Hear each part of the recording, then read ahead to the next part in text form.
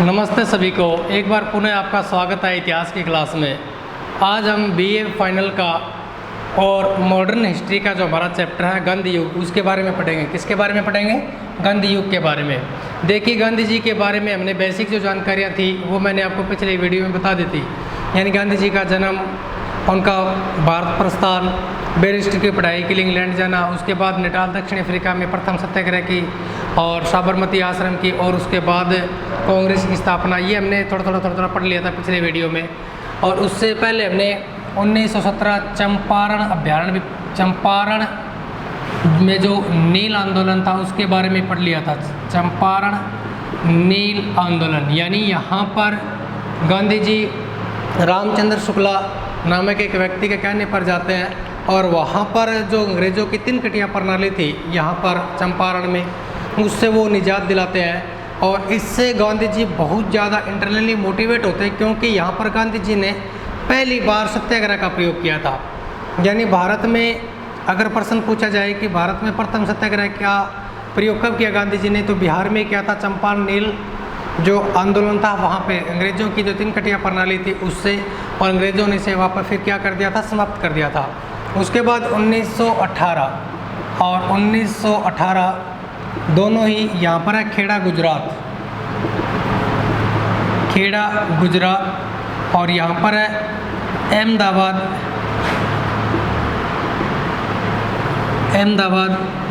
मील आंदोलन। अहमदाबाद मील आंदोलन। देखिए यहाँ पर क्या हुआ था खेड़ा गुजरात में। यानी गांधी जी ने भारत में 3 सत्याग्रह चलाए थे। एक तो अफ्रीका में चलाया था, तो टोटल 3 के 4 हो गए। अफ्रीका में पूछा जाए तो 1906 एक, भारत में पूछा जाए तो 3। पहला कहाँ? चंपारण बिहार में, दूसरा कहाँ? खेड़ा गुजरात में, और तीसरा कहाँ? अहमदाबाद गुजरात में। देखिए, गांधी जी के द्वारा चलाया गया प्रथम सत्याग्रह चंपारण बिहार में सफल रहता है, और अंग्रेज इनकी सत्याग्रह से परेशान होकर ये यहाँ पर जो 3 कटिया प्रणाली थी उससे मुक्ति दे देते हैं बिहार के किसानों को। 1918 में क्या हुआ था कि यहाँ पर खेड़ा गुजरात में, यहाँ पर गुजरात के अंदर जो बड़े बड़े जागीरदार जो होते हैं ना, उन्हें पाटीदार बोला जाता है। क्या बोला जाता है?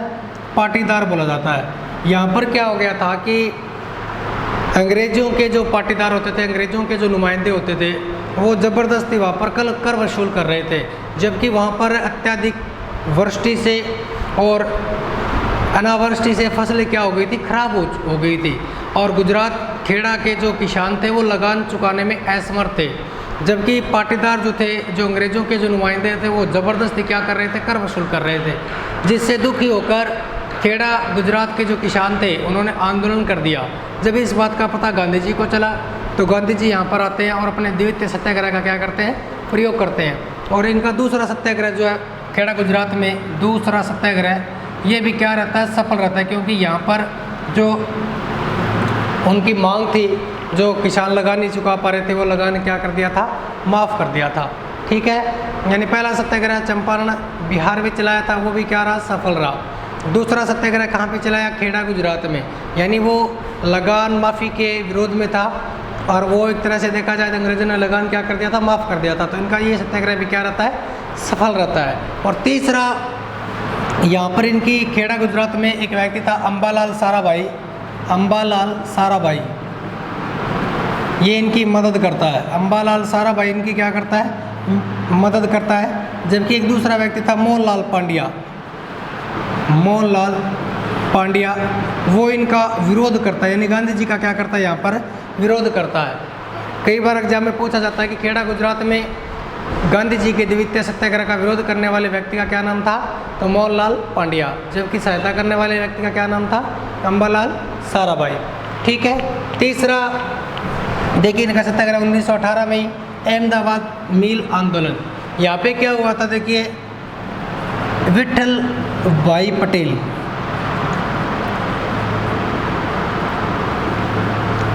पटेल एक मील मालिक था।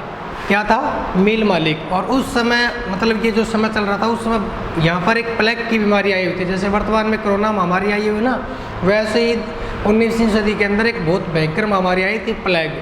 तो वो भी बहुत एक संक्रमक और जानलेवा बीमारी थी, उस पर भी हमने निजात पाली थी। तो बताया जाता है कि अहमदाबाद मिल आंदोलन में विठल भाई पटेल जो है उसने क्या किया था कि 20% बोनस देने की मांग की। कितने प्रतिशत बोनस देने की मांग की? 20% बोनस देने की मांग की और कहा कि प्लेग की बीमारी के कारण मैं आपको 20% क्या दे रहा हूँ, बोनस दे रहा हूँ। जबकि मिल मजदूर थे वो 35% बोनस की मांग कर रहे थे। कितने प्रतिशत है? 35% बोनस की क्या कर रहे थे? मांग कर रहे थे। यानी मिल मालिक जो है वो मजदूरों को प्लेग की बीमारी के कारण 20% बोनस देना चाहता था, जबकि जो मजदूर थे वो कितना प्रतिशत बोनस लेना चाहते थे? 35%। तो यहाँ पर गांधी जी जाते हैं और गांधी जी के द्वारा यहाँ पर तीसरा सत्याग्रह चलाया गया। फिर मिल मालिक ने इनको 35% बोनस दिया। इस प्रकार हम कह सकते हैं कि गांधी जी के द्वारा चलाए गए तीनों ही आंदोलन क्या रहे थे? सफल रहे थे। क्या रहे थे? सफल रहे। तीनों सत्याग्रह चलाए थे वो क्या रहे? सफल रहे। ठीक है, ये इनका तीनों सत्याग्रह थे। उसके बाद क्या होगा देखिए, 1919 में अंग्रेजी हुकूमत के द्वारा एक आंदोलन लाया गया, एक एक्ट पारित किया गया जिसे बोला गया रॉलेट एक्ट। देखिए 1919 रॉलेट एक्ट। ठीक है, अभी रॉलेट एक्ट क्या होता था? देखिए सर सिडनी रॉलेट की अध्यक्षता में अंग्रेजी शासन के द्वारा भारत में एक कानून पारित किया गया, जिसके अंतर्गत क्या होता था? देखिए इससे पहले क्या हुआ था? देखो 1914 से 1918 के मध्य दुनिया में क्या लड़ा गया था? प्रथम विश्व युद्ध। क्या लड़ा गया था? प्रथम विश्व युद्ध लड़ा गया था। ठीक है, जब प्रथम विश्व युद्ध लड़ा गया था ना, उस समय गांधी जी भारत में आए थे। गांधी जी 1914 में तो शुरू हुआ और गांधी जी भारत में कब आए? 1915 में। तो गांधी जी ने अंग्रेजों की खूब सहायता की उस समय, तो इन्हें भर्ती करने वाला सार्जेंट भी कहा गया उस समय। ठीक है, तो इस समय क्या हुआ कि अंग्रेजों को थोड़ी चिंता बढ़ी अंग्रेजों की कि हो ना हो कल को हमने दूरी राष्ट्रों को एक बार तो हरा दिया, लेकिन क्या पता वो इस प्रकार के कोई और कार्य को अंजाम दे दें, वो भारत की ओर घुस आए। इस प्रकार से क्या हुआ, सर सिडनी रॉलेट की अध्यक्षता में कानून पारित किया गया और उस कानून का नाम दिया गया रॉलेट एक्ट, जिसके अंतर्गत क्या होता था कि किसी भी भारतीय को, यानी अंग्रेज क्या कर रहे थे? डर रहे थे। अंग्रेज चाहते थे कि कोई सपोज करिए कोई एक क्रांतिकारी है और वो एक क्रांतिकारी अगर लोगों को मोटिवेट करेगा, लोगों को जा कर बोलेगा तो एक संगठन बन जाएगा ना।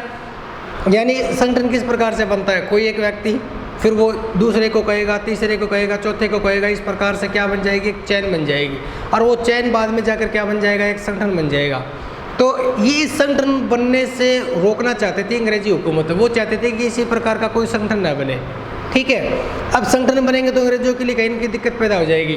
तो अंग्रेजों ने क्या किया, सर सिडनी रॉलेट की अध्यक्षता में एक कानून पारित किया, जिसके अंतर्गत किसी भी भारतीय पर अगर उन्हें डाउट हो जाए, उन्हें थोड़ा सा शक भी हो जाए कि ये किसी गलत कार्रवाई को अंजाम दे सकता है, ये क्रांतिकारी हो सकता है या ये हमारे लिए खतरा साबित हो सकता है, तो उसे पकड़ लेते थे और उसे बिना किसी कानून के, बिना किसी अध्यादेश के उसे जेल में डाल देते थे। क्या कर देते थे? जेल में डाल देते। यानी किसी भी भारतीय पर अगर शक भी हो गया ना, भी शक तो देखो, शक इसकी कोई दिवाली थोड़ी ना, शक तो किसी पे हो जाए कि कोई दो व्यक्ति आपस में बात कर रहे हैं और अंग्रेजों को डाउट हो जाए कि ये व्यक्ति तो हमारी बातें कर रहे हैं, तो अंग्रेज उन्हें क्या कर देते थे? जेल में डाल देते थे बिना किसी कानूनी प्रक्रिया के। इसे रॉलेट एक्ट कानून को बिना अपील, यानी बिना अपील, बिना दलील, बिना दलील और बिना वकील का कानून कहा गया। ये प्रश्न बहुत बार आता है, यानी बिना अपील, बिना दलील और बिना वकील के नाम से संबोधित किया गया किस कानून को? रॉलेट एक्ट कानून को। यानी किसी भी भारतीय पर अगर शक हो जाए तो उसे पकड़ लेते, पकड़कर उसे बिना किसी कानूनी कार्रवाई किए उसके ऊपर सीधा का सीधा आरोप लगाकर उसे देशद्रोही या अंग्रेजी शासन के लिए खतरा मानते हुए उसे क्या कर देते थे? जेल में डाल देते थे। समझ में आ गई? और दो या दो से अधिक व्यक्ति एक साथ खड़े भी नहीं हो सकते थे। यानी इस प्रकार से एक बहुत बड़ी साजिश थी अंग्रेजों की। और सर सिडनी रॉलेट की अध्यक्षता में ये कानून क्या कर दिया, पारित कर दिया। ठीक है, अब इस कानून जब पारित हुआ ना तो बताते हैं कि इस कानून का पूरे भारत में विरोध हुआ, यानी रॉलेट एक्ट का पूरे भारत में विरोध हुआ। अनेकों स्थानों पर जुलूस निकाले गए। गांधी जी ने जब इस आंदोलन के बारे में देखा तो सुना, तो उसने क्या किया कि अपने सत्याग्रह जो आंदोलन थे वो समाप्त कर दिए और कहा कि अब सत्याग्रह से कोई फ़ायदा होने वाला नहीं है, क्योंकि सत्याग्रह तो इनसे बात मनवानी थी और जब ये इस प्रकार के कानून लेके आ रहे हैं तो मेरे हिसाब से सत्याग्रह आंदोलन तो सफल होने वाले नहीं है। तो गांधी जी ने यहाँ पर सत्याग्रह अपना समाप्त कर दिया और पूरे भारत के अंदर क्या हुआ कि हड़तालें हुई, जुलूस निकाले गए, हड़ताल हुई, लोगों ने धरना प्रदर्शन किया। गांधी जी का कलकत्ता आगमन, दिल्ली आगमन पर क्या लगा दी, रोक लगा दी। अनेक क्रांतिकारी जो थे वो भूमिगत हो गए और इस आंदोलन के तहत दो व्यक्ति, यानी एक व्यक्ति का नाम था डॉक्टर सत्यपाल और दूसरे एक व्यक्ति का नाम था डॉक्टर सैफुद्दीन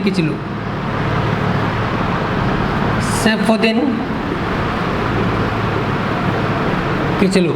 यानी रॉलेट एक्ट कानून के तहत सर्वप्रथम डॉक्टर सत्यपाल और डॉक्टर सैफुद्दीन किचलू को क्या कर लिया गया, गिरफ्तार कर लिया गया। देखिए नाम से ही आपको इंडिकेट लग रहा है कि ये व्यक्ति तो मेरे हिसाब से या अपने इतिहास विषय के माध्यम से क्रांतिकारी नहीं हो सकते, क्योंकि ये डॉक्टरी पेशे के आदमी थे, डॉक्टर सत्यपाल और डॉक्टर सैफुद्दीन किचलू।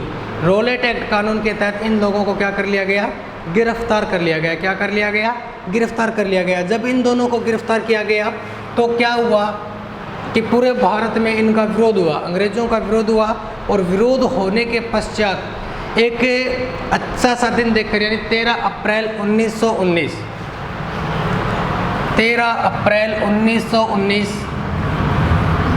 देखिए 13 अप्रैल 1919, ठीक है, वैसाखी के दिन जलियांवाला बाग,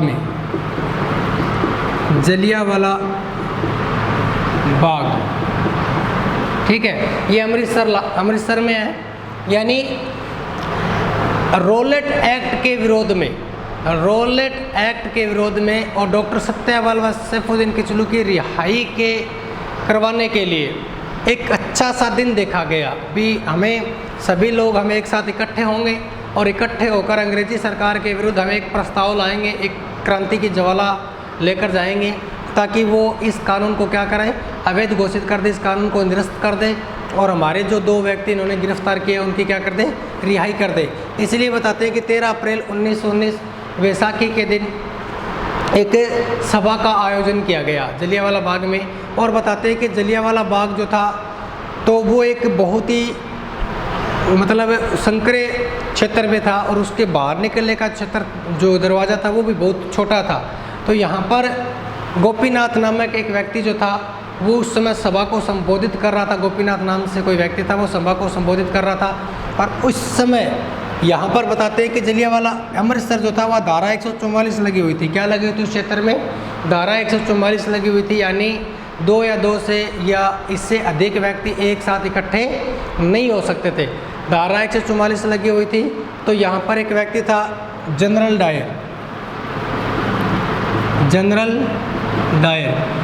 डायर ने यहाँ पर आया, यानी जलियांवाला बाग के अंदर आया और उसने गोली चलाने के आदेश दे दिए। यानी वहाँ पर जो जनता थी वो सारी की सारी जनता नियत थे, अपनी बात आगे से आगे रख रही थी। तभी जलियांवाला बाग के अंदर जनरल डायर आता है और जनरल डायर आकर बताता है कि निहत्थे लोगों पर गोलियां चलानी शुरू कर देता है। बताते हैं कि इसमें 1200 से ज़्यादा लोग तो मारे गए थे। ये अलग अलग बुकें अलग अलग आंकड़े बताती है और 2000 से भी अधिक लोग क्या हो गए थे, घायल हो गए थे। ठीक है, यानी इस भीषण नरसंहार को देखकर रविंद्रनाथ टैगोर ने अपनी नाइट की उपाधि लौटा दी थी। अनेकों लोगों ने अपनी जो उपाधियाँ थी, सरकारी जो कर्मचारी थे अंग्रेजी शासन में, वो सब ने अपने अपने इस प्रकार की जब घटना को देखा, जलियांवाला बाग नरसंहार को देखा, तो एक अंदर ज्वाला उठी और देखा कि हमारे कितने ही निर्दोष भाई इसमें जान गंवा चुके हैं। आगे जनरल डायर जो था उसे इंग्लैंड भेज दिया गया और उसे शेर की उपाधि कहा गई। इंग्लैंड के शेर के नाम से उसे संबोधित किया गया। बाद में एक व्यक्ति था उधम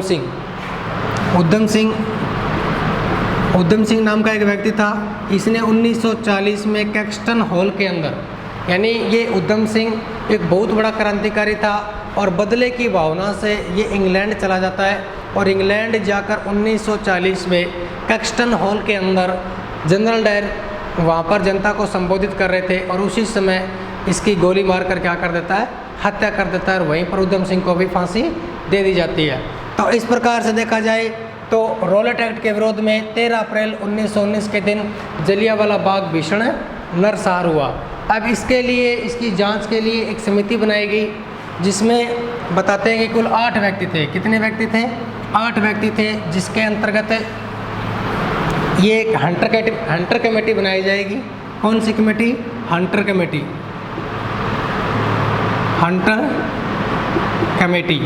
यानी हंटर कमेटी बनाई जाएगी जो कि जलियांवाला बाग भीषण नरसंहार की क्या करेगी? जांच करेगी। इसमें सबसे पहले व्यक्ति का नाम था सर जॉन हंटर, दूसरा था रस्किन, तीसरा था रईस, चौथे व्यक्ति का नाम था ब्रोथ और 5वें व्यक्ति का नाम था सिम्थ। जगत नारायण, सुल्तान अहमद,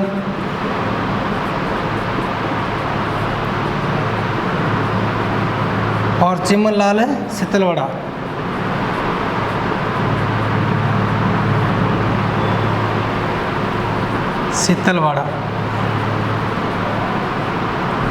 देखिए जलियांवाला बाग 13 अप्रैल 1919 को भारत में जलियांवाला बाग भीषण नरसंहार हुआ, जिसमें अनेकों जो लोग थे वो मारे गए थे, मतलब बेकसूर जो लोग थे वो मारे गए थे। और इसी को देखकर, यानी ऐसी प्रतिक्रिया अंग्रेज़ों ने पहले कभी नहीं की थी। अंग्रेज बहुत निकम्मे थे, लेकिन इस प्रकार की घटना को कभी अंजाम नहीं दिया था। लेकिन निहत्थे लोगों पर बिना बताए और इस प्रकार से वार करना, ये भारतीयों ने पहली बार देखा था।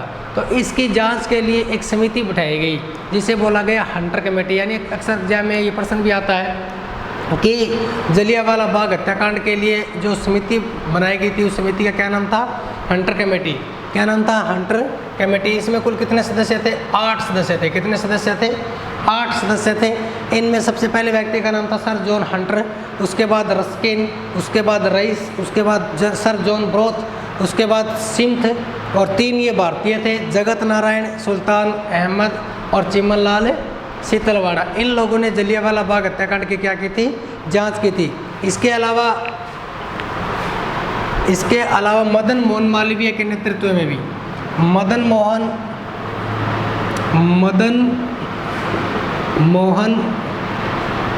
मालवीय के नेतृत्व में भी जलियांवाला बाग हत्याकांड के नेतृत्व में तहकीकात कमेटी की स्थापना की गई। तहकीकात कमेटी बनाई गई। ठीक है। उसके बाद एक डंडा फौज अस्तित्व में आई पंजाब में चिमन लाल के नेतृत्व में डंडा फौज अस्तित्व में आई।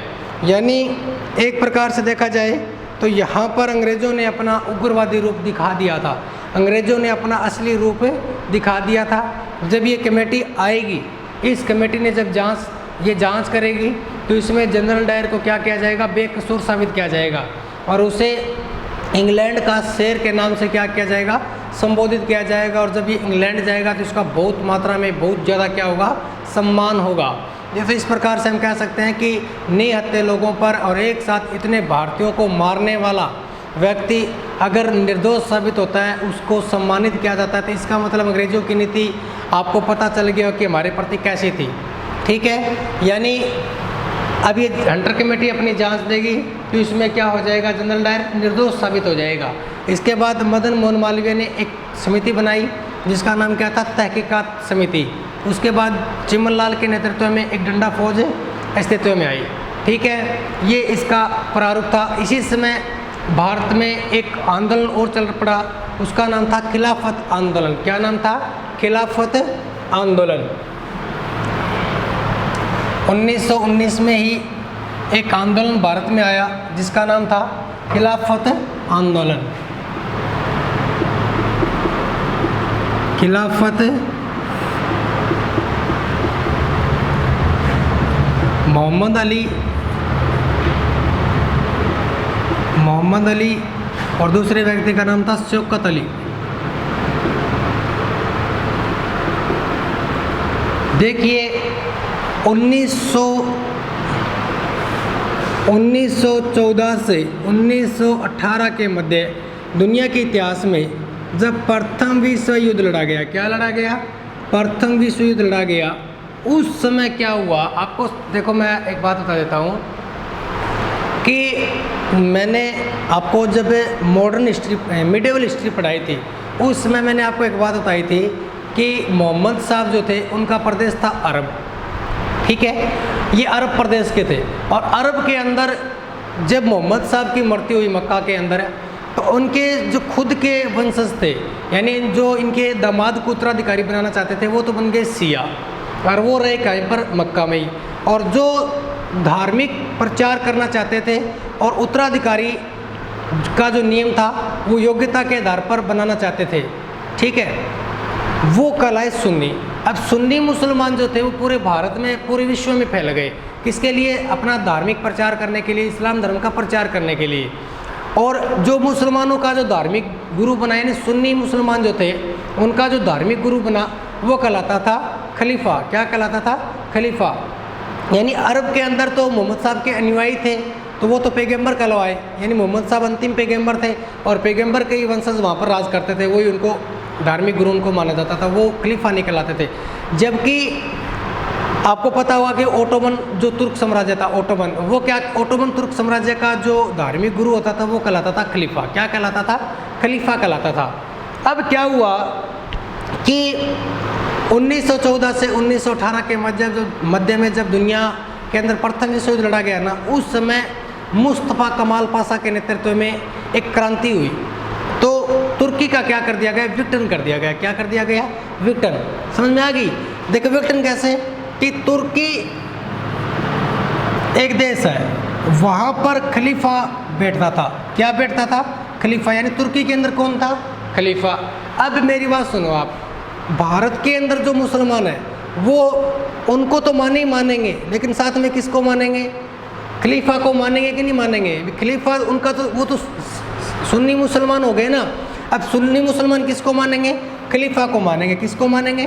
खलीफा को, ठीक है। अब जब ये खलीफा को मानेंगे ना, तो भारत के जितने भी मुसलमान थे ना, वो क्या चाहते थे कि खलीफा का पद क्या रहे? बना रहे, यानी खलीफा का पद बना रहे। अब खलीफा का पद जब बना रहेगा तो आपको पता होगा कि 1914 से 1918 के मध्य जब प्रथम विश्व युद्ध लड़ा गया, इस समय मित्र राष्ट्र तो विजयी रहते हैं, मित्र राष्ट्र जीत गए। उसके बाद दोहरी राष्ट्र जो थे, यानी इसमें जर्मनी, जापान, इटली वगैरह जो देश थे, तुर्की भी इनमें शामिल था, ओटोमन साम्राज्य ने इनका साथ दिया था। तो दोहरी राष्ट्र क्या थे? हार गए। जब दोहरी राष्ट्रों की हार हुई तो अंग्रेज़ों ने क्या किया, यानी मित्र राष्ट्रों ने क्या किया कि तुर्की जो था उसका क्या कर दिया? विघटन कर दिया। यानी तुर्की के क्या कर दिए? टुकड़े कर दिए। और खलीफा का पद क्या कर दिया? समाप्त कर दिया। उस समय खलीफा का पद क्या कर दिया? समाप्त कर दिया।